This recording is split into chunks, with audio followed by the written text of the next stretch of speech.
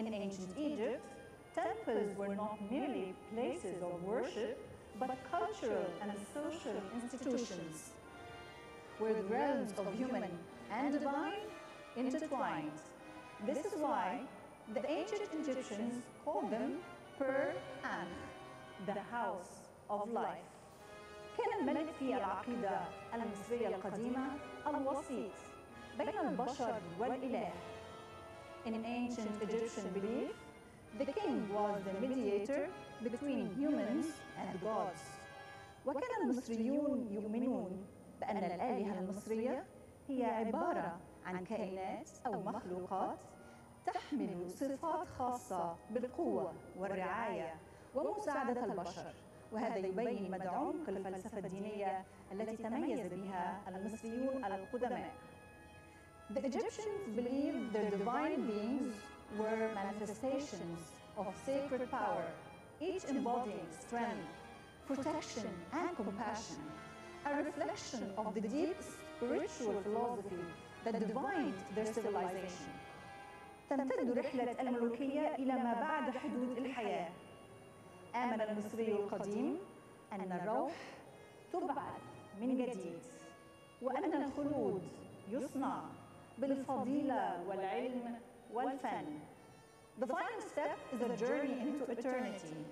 The ancient Egyptians believed the soul could be reborn and that eternity was earned through virtue, knowledge, and art. هذه الأعمال المعروضة أمامكم نحتت من أحجار صلبة كالجرانيت والحجر الرملي والكوارتزيت. These masterpieces before you were carved from hard stones such as granite, sandstone, and quartzite. And now, honorable guests of Egypt, ضيوف مصر الكرام، فلنستعد لعرض تاريخي استثنائي لمقتنيات الملك الذهبي توت عنخ آمون، والتي تم اكتشافها في عام 1922 في وادي الملوك، والتي تعرض ولأول مرة في التاريخ تحت سقف واحد في المتحف المصري الكبير.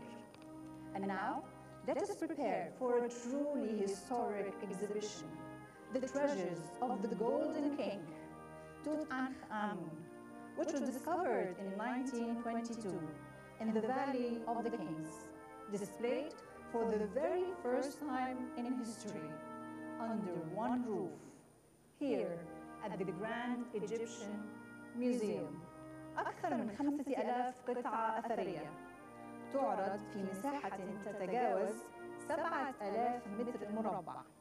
More than 5,000 artifacts displayed across more than 7,000 square meters.